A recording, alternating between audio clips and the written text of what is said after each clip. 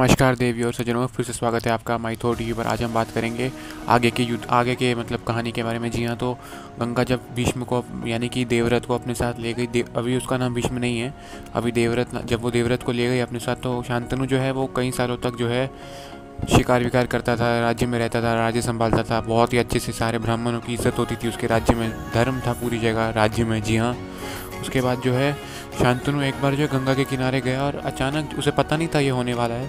उसने देखा कि गंगा का प्रवाह जो है वो रोक दिया है किसी के बाणों ने। जी हाँ, तो उन्होंने देखा एक सुंदर युवक खड़ा था जो कि उन्हीं का पुत्र था। उन्हें लगा भी था कि उनका पुत्र है, लेकिन तभी जो है वो वहाँ से हट गया, गायब हो गया। जी हाँ, उसके बाद जो है वो गंगा के पास गए शांतनु ने गंगा को बोला कि मेरे को ये दिखाओ, ये कौन है युवक। जी हाँ, तो गंगा ने बोला हम तुम्हें दिखाती हो। तो गंगा खुद एक ह्यूमन मतलब अपना एक रूप लिया उन्होंने, इंसान का, वो आई बाहर। जी हाँ, शांतनु ने गंगा को पहचाना ही नहीं, उनको याद नहीं आ रहा था अच्छे से। जी हाँ, थोड़ा बहुत पहचाना नहीं, लेकिन हाँ अपने पुत्र को पहचान गए वो। जी हाँ, और गंगा ने बोला ये तुम्हारा पुत्र है, 8वां पुत्र। जी हाँ, इसने जो है बृहस्पति से वेदों की शिक्षा ली है, परशुराम जी से विद्या प्राप्त की है, धनुर्विद्या की। जी हाँ, और वशिष्ठ से भी विद्या प्राप्त की है। जी हाँ, ये बहुत ही उत्तीर्ण है। जी हाँ, तो ये सब कहा और उसके बाद जो है शांतनु ने अपने पुत्र को एक्सेप्ट कर लिया, गंगा वहाँ से चली गई। जी हाँ, उसके बाद जो है 4 साल तक अब वो जो है वो शांतनु और उनके पुत्र देवव्रत जो है हस्तिनापुर में राज्य किया। उन्होंने बहुत अच्छे से एक दूसरे के साथ समय बिताया, खेला कूदा, बहुत बढ़िया बातें की एक साथ। जी हाँ, उसके बाद हम देखते हैं कि एक बार शांतनु जो है यमुना नदी पार करने के लिए एक बोट में जाते हैं। वहाँ पे उन्हें जो है सत्यवती मिलती है। जी हाँ, सत्यवती जो है फिशरमैन की बेटी होती है एक। जी हाँ, एक मछुआरे की पुत्री होती है। जी हाँ, वो जो है उसे प्यार हो जाता है सत्यवती से, क्योंकि सत्यवती जो है बहुत ही ज़्यादा खूबसूरत होती है। जी हाँ, और सत्यवती की जन्म की कथा भी एक अलग सी रोचक कथा है। जी हाँ, तो क्या था कि एक महाराज थे ऊपरीचरा। जी हाँ, ऊपरीचरा उनके जो थे, ऊपरीचरा जो थे वो इंद्र की पोस्ट में आने वाले थे। इतने अश्वमेध यज्ञ किए थे, इतने पुण्य किए थे उनने। जी हाँ, लेकिन इंद्र ने जो है उन्हें अपना दोस्त बना दिया था और उन्हें सारी चीज़ें दी सुख की। जी हाँ, तो उन्होंने इंद्र की पोस्ट को इनकार कर दिया क्योंकि इंद्र दोस्त बन गए उनके। जी हाँ, उसके बाद क्या हुआ कि उनके नदी में, उनके राज्य में एक शुक्तिमती नाम की नदी थी। जी हाँ, और एक पहाड़ था कोलाहोला। जी हाँ, तो कोलाहोला को शुक्तिमती से जो है प्यार हो गया था, लेकिन फिर जाके ऊपरीचरा ने जो है वो पहाड़ को लात मारी और उसे घसीट दिया। जी हाँ, पहाड़ को लात मार दी और शुक्तिमती ने जो है उनका धन्यवाद किया। जी हाँ, सब जो है दिव्य घटना होती थी। जी हाँ, तभी कलयुग नहीं था, दिव्य घटनाएं होती थी। जी हाँ, तो तभी शुक्तिमती ने अपनी पुत्री गिरिका, उनके एक पुत्री थी गिरिका, वो जो है उनको हाथ में दे दिया। जी हाँ, किसको? ऊपरीचरा को। ऊपरीचरा ने गिरिका से विवाह कर लिया। जी हाँ, तो गिरिका के साथ विवाह करने के बाद जब उनका सीज़न आया गिरिका का, तो उनको बच्चा पैदा करने के लिए, तो तभी जो है ऊपरीचरा शिकार करने चले गए। जी हाँ, लेकिन वो इतने ज़्यादा एक्साइटेड थे बच्चा पैदा करने के लिए कि उनका जो सीमेन है वो वीरा है, मतलब वो बहा गया। जी हाँ, जो वीरे होता है, जो सीमेन होता है, वो उनका जो है बहने लगा। जी हाँ, शिकार करते करते। तो उन्होंने क्या किया, एक लीफ में उसको पत्ते में बांध दिया और उसको जो है बेच दिया। उसको एक हॉक को बोला। जी हाँ, एक तरह का पक्षी होता है हॉक, उसको बोला कि ये जो है गिरिका तक पहुंचा दो मेरा सीमेन। जी हाँ, तो जब हॉक ले गया उसको आसमान से, जी हाँ, तो बाकी सारे पक्षियों ने उस पर हमला कर दिया। उसको लगा ये खाना लेके जा रहे हैं, तो जो सीमेन है वो नीचे गिर गया एक नदी के अंदर। जी हाँ, यमुना के अंदर गिर गया।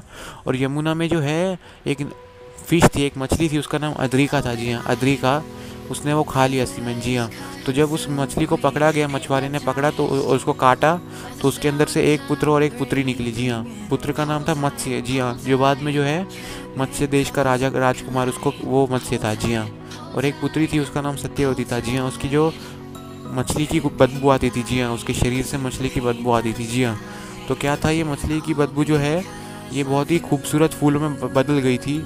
उसकी भी एक कहानी अलग। महाराज ये वेदव्यास जी है और पराशर है, जो उनके पिताजी हैं वेदव्यास जी के, उनका नाम है महर्षि पराशर। जी हाँ, तो महर्षि पराशर एक बार जा रहे थे सत्यवती को यमुना पार करा रहे थे, तो उन्होंने सत्यवती को बोला कि मुझे तुम्हारे साथ प्लेजर करना है, मुझे तुम्हारे साथ मज़ा करना है।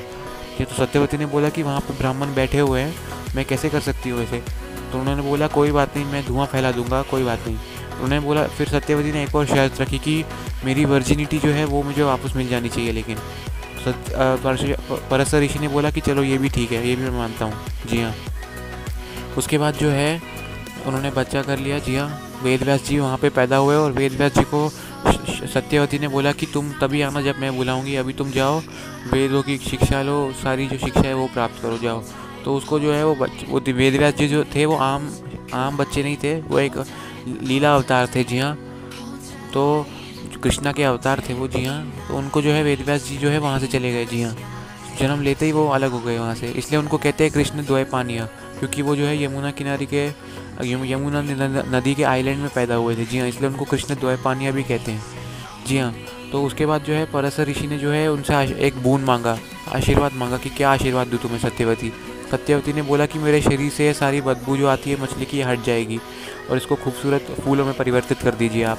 तो पराशर ऋषि ने आशीर्वाद दिया और तब से जो है सत्यवती के जो शरीर है उस पर जो है फूलों की खूबसूरत खुशबू आती है। जी हाँ, ये कहानी थी पूरी की पूरी सत्यवती की। जी हाँ, तो शांतनु को भी इनसे प्यार हो गया था। शांतनु जो है वो इनके पिताश्री के पास गए, सत्यवती के। जी हाँ, सत्यवती के पिताश्री के पास गए और वहाँ पे उनका हाथ मांगा, लेकिन उन्होंने कहा कि जो सत्यवती का पुत्र होगा वही तुम्हारा राजगद्दी संभालेगा। लेकिन शांतनु ने अपने पुत्र देवव्रत को जो है पहले से ही युवराज बना दिया था, लेकिन फिर वो मना कर दिया उन्होंने, वो चले गए वहाँ से। जी हाँ, फिर वो बहुत ही गुमसुम रहने लगे।